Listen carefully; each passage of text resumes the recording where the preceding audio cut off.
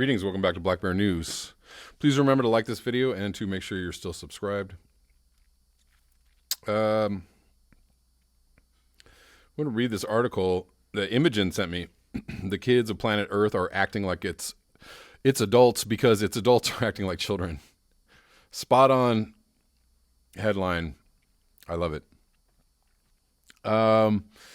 Quickly though, before I read this article, I just wanted to mention there's a new Roger Hallam video out on XR. Please check it out. I'll link it below. Its title is Hypocrisy. I dig it. I dig what he has to say. He's basically like, we're all hypocrites, so let's do something anyways.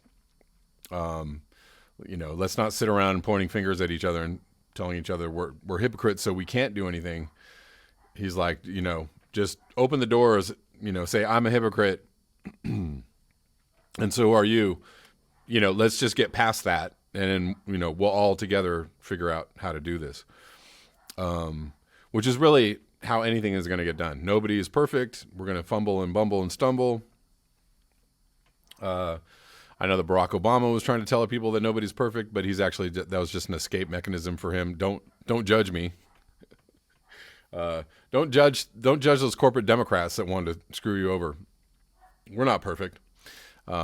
That's not what I'm talking about. I'm talking about we're all, he's right in the way that we're all fallible and we all make mistakes, but own your hypocrisy and own your mistakes. And then, the only way to move forward is to own it. Dear Mr. President. Anyways, this is from Umair Haq. I hope I'm pronouncing that right. I've read some stuff from him before. Why the global climate strike matters, or why we have to get much more radical if we want a planet, a future, and a civilization. And this is from September 20th. In case you haven't heard, today was the day there was a global climate strike. And that, my friends, is an eminently good thing, because the hard truth is that we're going to need to get much more radical if we want the things we have long taken for granted. A planet, life on it, a world, democracy across it, civilization, humanity, and sanity within it. Think about how momentous today's event is for a moment. When was the last time you heard about kids striking? When was the last time you heard about a global strike at all for anything? Perhaps you see my point a little, but let me make it crystal clear. The kids of planet Earth are saying that they've been forced to become the adults because the adults of planet Earth are acting like spoiled children. And I'm going to add, like cowards. Don't scare the children in the room. And by children, I mean adults. Please don't talk about these boogeymen. Please, you're ruining my good time. The children are more grown up than adults because the adults turned into needy, selfish children. Those wise and beautiful and defiant children are telling us adults to grow up. Let me translate that pragmatically. The kids of planet Earth have had to get radical because our politics have failed. How did the politics we fools, calling ourselves the grown-ups, fail so badly? A big part of the reason the world is in such a mess is that the politics of the rich world have degenerated into defensive reactionary movements focused on sex and violence. Maybe that's what they always were. Only today it's not nearly good enough that the left in the rich world got drowned in its own very own narcissism and self-indulgent posturing. For a good decade, my generations told the world that pronouns, genders, are the top and maybe sole priority a civilized person should have. Getting into some interesting stuff here. Wait, what? Pronouns are going to save the planet. This is childish, narcissistic logic, my friends. It comes from a left that says, because I'm a gender ambiguous sex rebel, since that's the only thing that matters to me, and I'm the only thing that should matter to you, to everyone, to the world. Do you see what I mean? My generation has failed on the right. That's obvious, but just as ruinously on the left, because it turned infantile, narcissistic, and childish. What's often called the horseshoe theory casually of modern politics is entirely correct. The left wanted everyone only to care about its own fringe concerns, sex. The right wanted everyone to only be prey to its own fringe concerns, violence. The two sides dovetailed in a kind of perfect narcissism. It's all about me. It's only about me. On the left, the gender warriors. On the right, the neo-fascists. But in very real, hard, concrete terms, these two positions are just as morally vacuous as each other, sex and violence.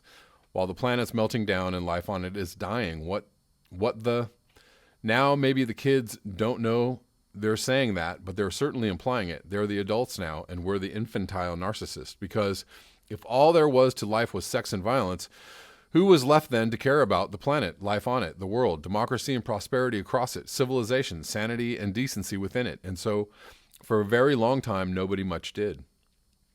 Maybe the foundations of billionaires and international institutions, but the average person in the rich world was left under the impression that it was good enough to utter the right pronouns, left or right, or demonize immigrants, to fix what's broken in our societies. Both are semantic solutions to narcissistic problems.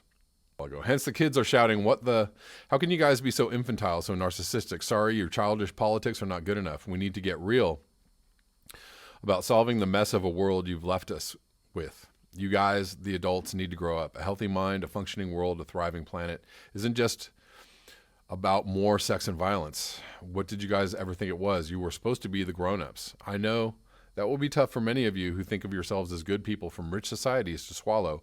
Umair is saying pronouns don't matter. No, my friend, I'm saying that you need to have priorities. What good are norms, pronouns, if you don't have a planet, world, or civilization left?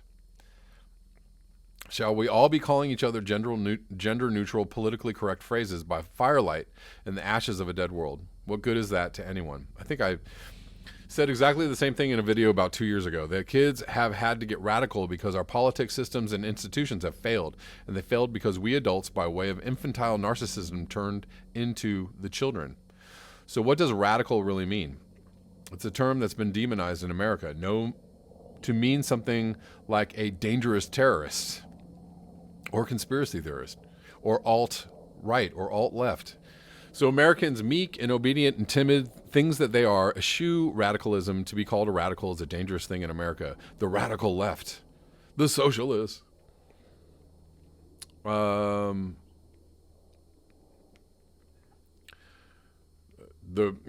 you could add that to the radical right, the white supremacists, etc.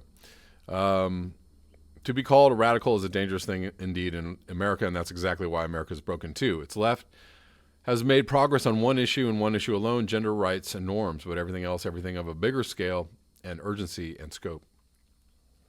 But radical really just means getting to the root, in this case of the big five problems of the century: climate change, mass extinction, inequality, stagnation, extremism. What links all these things? Why do we live in such a troubled age? The answer is that America's system of global capitalism is predatory, exploitive, abusive, and violent. It doesn't seem that way to Americans who've been brainwashed from the day they're born into thinking capitalism equals freedom. But how free are Americans really? Their kids get massacred at school and they die in debt. Freedom?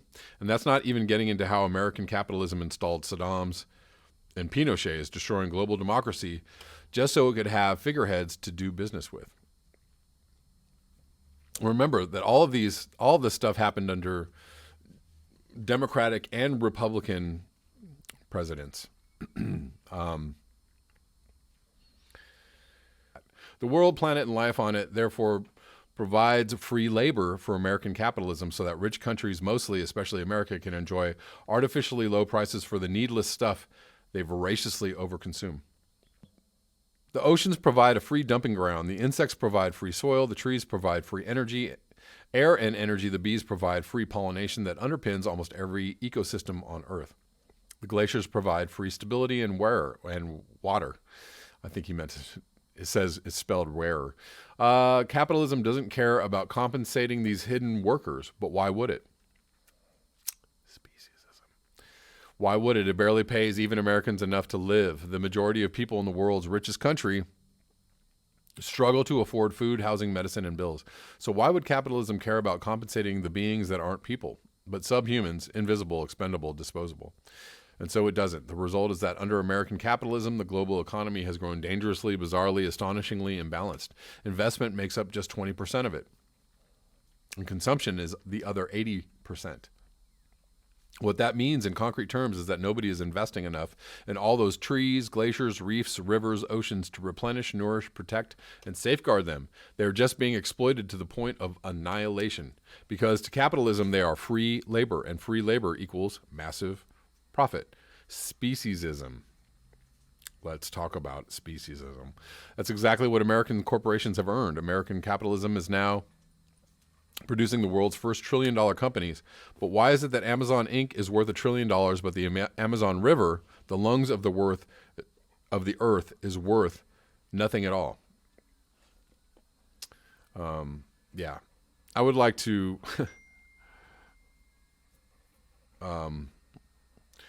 promote the public takeover of Amazon, and I would also like to strip it of its name entirely, because it's so that name is just so disgusting. Therein lies the problem. The problem is the system. American capitalism has literally destroyed the planet, and now it is destroying the world too. How so?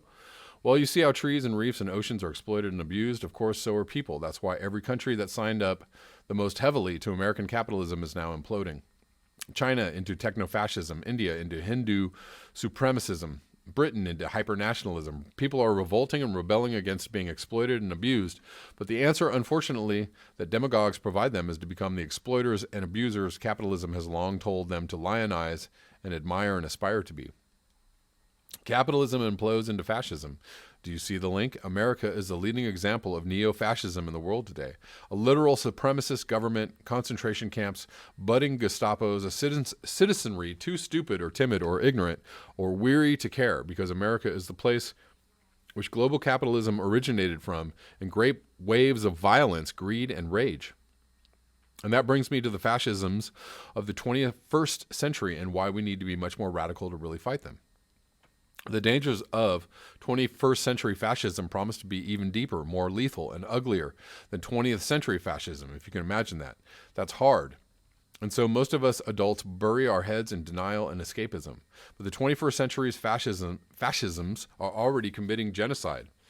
Like little Mexican kids being separated from their families is a literal legal example of. They're not all Mexican, by the way. But then there's ecocide, the destruction of ecosystems. And then there's what you might call technocide, when algorithms and robots destroy a functioning middle class like they've done in America. Then there's ethnocide, the disappearance of whole ethnicities, as in India and China. There's sociocide, a Brexit, the choice to destroy your whole society rather than to accept the world as your equal.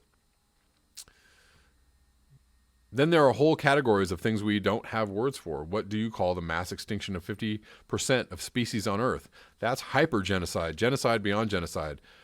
A genocide so vast it's incomprehensible. What do you call it when your grandkids won't know what a glacier or bee is?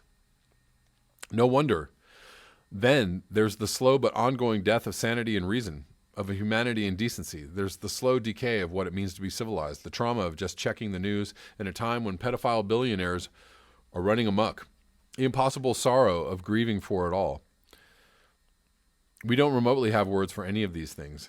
They are as new and unthinkable as they are lethal. We are going mad just trying not to think about the unthinkable thing today. Which brings me to the most unthinkable thing we're not trying to think about at all. What do you call the death of a planet? Let me sum all that up. The big problem beneath all the other ones today is this. American capitalism is imploding into fascism as a global system. Fascism hidden right before our eyes. A global system quite happy to commit ecocide, non-human genocide, ethnocide, technocide, new forms of ultraviolence on unimaginable scales, because that's hard to think about. We adults have become children, burying our heads in infantile narcissist escapism or denial. The kids, on the other hand, have no choice but to confront the ugliness and despair of a system happy to reduce the world to rubble, as long as a tiny few who are ultra-rich stand supreme atop the ashes.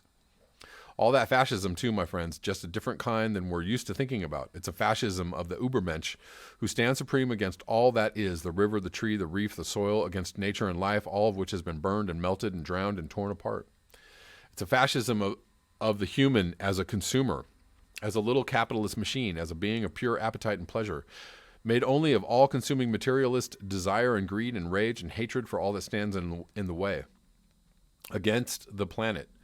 The fascism of the 21st century is the fascism of the human being, stupid and foolish enough to stand against life and the planet and civilization itself, and to try and reduce all that to objects to own, have, and possess. But the human being is part of life and the planet. This fascism, like all fascism, can only end in ruin like it already is. Maybe you see then why I say we need to get much more radical. Translation, more strikes across the whole world every year, month, day. If it's a planet, a world, democracy, and civilization across it, we wish to keep the very things we've taken for granted. We come from the earth, the soil, the light, the tree, the river, the reef. We are just tiny expressions of its love and grace that breathe for a brief moment. The question today is whether we are wise enough to care for the planet, for the place that is a tiny oasis of blue hurtling through the endless darkness. The kids are shouting at us to hear their voices, which I think are saying all that they've been forced to become the adults because we've become the children. They are right and we are wrong. They are the future and we are the dead, broken, failed past. They are what comes after American capitalism has moldered into empty skyscrapers and drowned cities and scorched plains. They know the stakes in a way we who failed the world and the planet never can. Let them lead us then, and let us humbly follow like pilgrims before prophets. Hope you all enjoyed that. That's a lot of food for thought. Just put it out there for commentary and discussion. Thank you so much for your eyes, your ears, and your conscience. If you would like to support this channel, you can do so at the links below. Until next time, peace.